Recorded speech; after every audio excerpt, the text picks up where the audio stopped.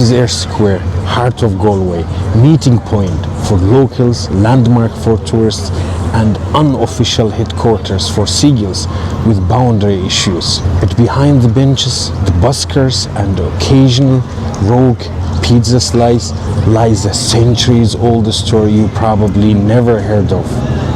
Let's dig in.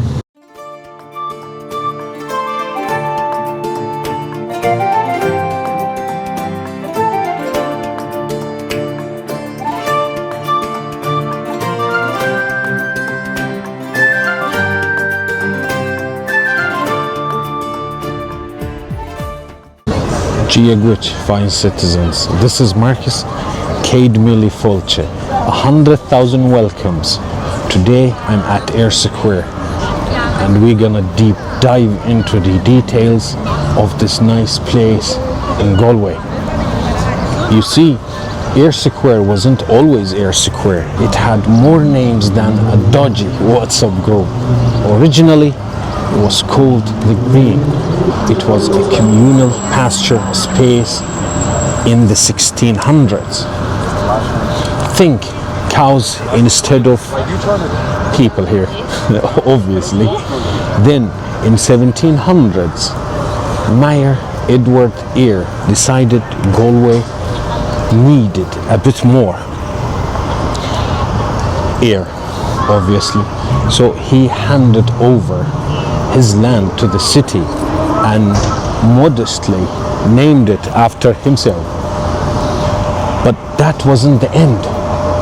In 1965, after President John Kennedy's visit, it was officially renamed Kennedy's Memorial Park.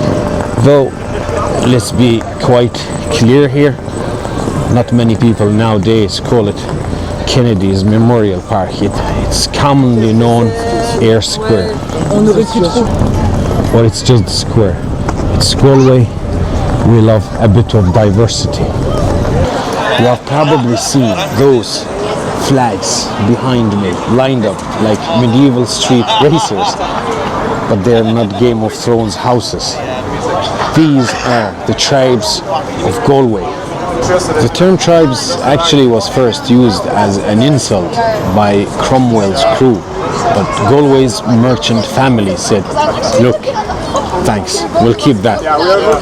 These were the powerhouses of trade, culture, and politics in Galway from the 13th century onwards. Names like Lynch, Joyce, Brown, and Darcy. Today, those flags wave as a nod to Galway's independent spirit. Now we'll start one by one. You have the first Ati, and then you have the blue one, Darcy, and then you have the red one, Blake, and then you have French with double F, the beginning of the word, which kind of doing everything French in Irish way, like French kiss or French fries, and the list goes on. You have the green one, which is a skirt, and you have the yellow one, which is the Morris. The other white one, it's Bodkin.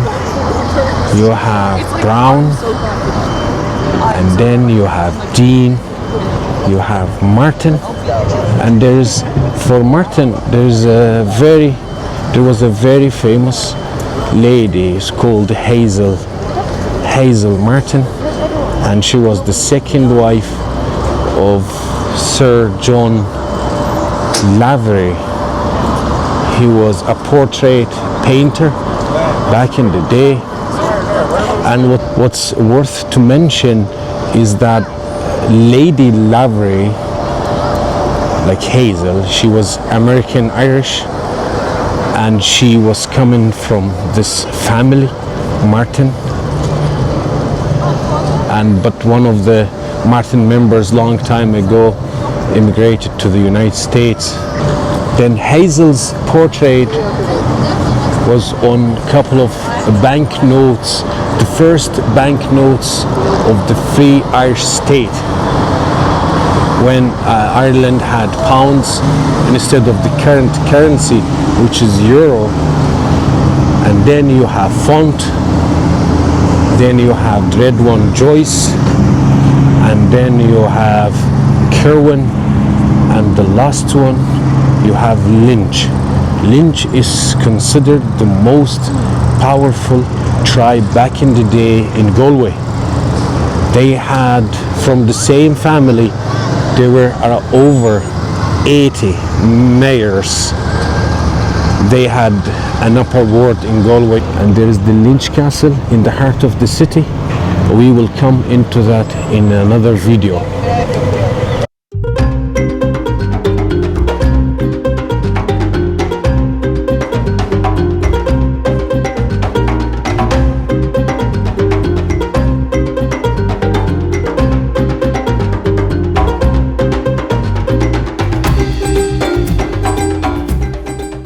You'll see this red thing standing here and greeting everyone. This is Galway hooker. No, not that kind of hooker. This is a type of fishing boat.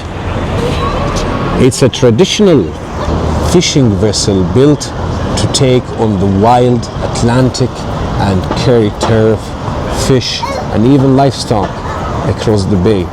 It's bold, red sails. It's become a symbol of Galway's seafaring soul. You will see it displayed proudly right here in Eyre Square. Now dry and dignified, but still looking ready to carry some fishermen and serve the people of Galway.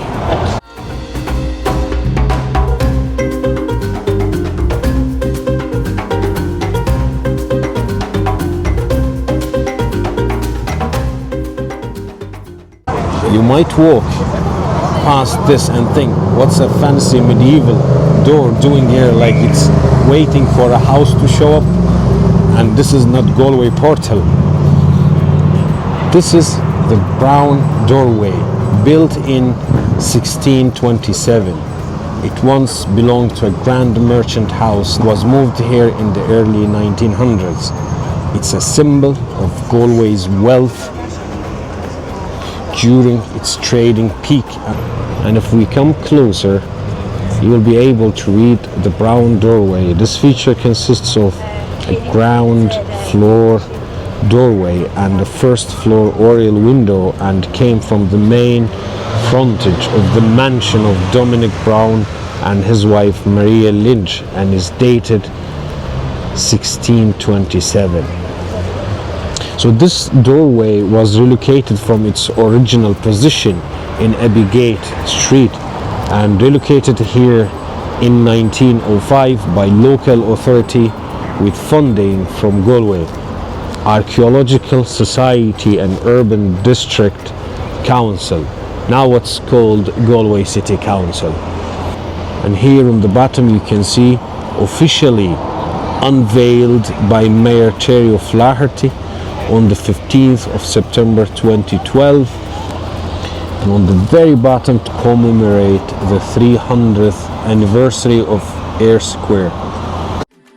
We just keep on walking, but never really getting nowhere. It's like we keep on talking, but never really saying nothing. There is a fella sitting on a stone wall behind me.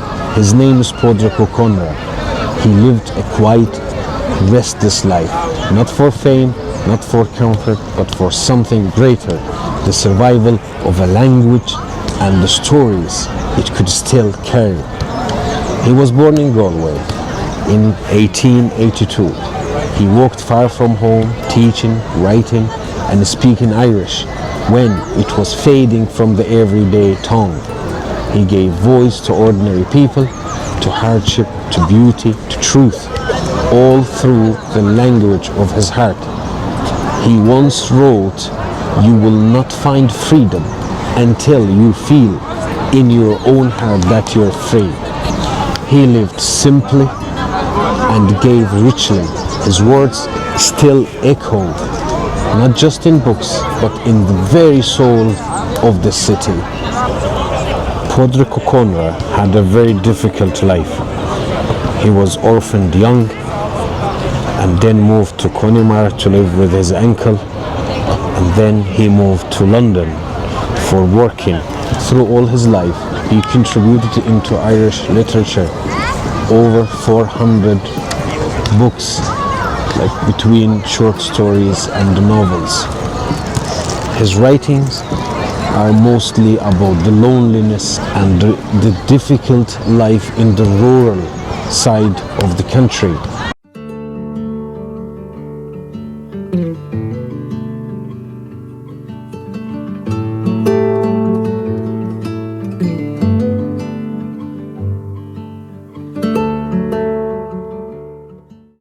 Here lies the monument of President John F. Kennedy. On 29th of June 1963, he visited Ireland. It was a historic visit and for many, a deeply personal one. When he arrived in Galway, thousands of people gathered in Eyre Square to welcome him. The atmosphere was great, full of pride, excitement, and a strong sense of connection. You see, Kennedy's roots were in Wexford, but in Galway, he had a welcome of a lifetime. His visit lasted only a short time, but it left a lasting impression on the city and its people. Just a few months later, he was assassinated in a tragic way in Dallas, Texas. In his memory, this space was renamed Kennedy Memorial Park, a tribute to a man whose visit meant so much to Ireland. To this day, many still remember where they stood when he passed through the square, a brief moment that became part of Galway's story. Just a small thing to add, if you find a value in my content, please don't forget to subscribe. It will help me to grow my channel and give you more of this type of vlogs. Thank you. That's it for today from Eyre Square, the history, nature and the beauty where everything meets here. Thank you very much for watching. Hope to see you in the next one. Slánte.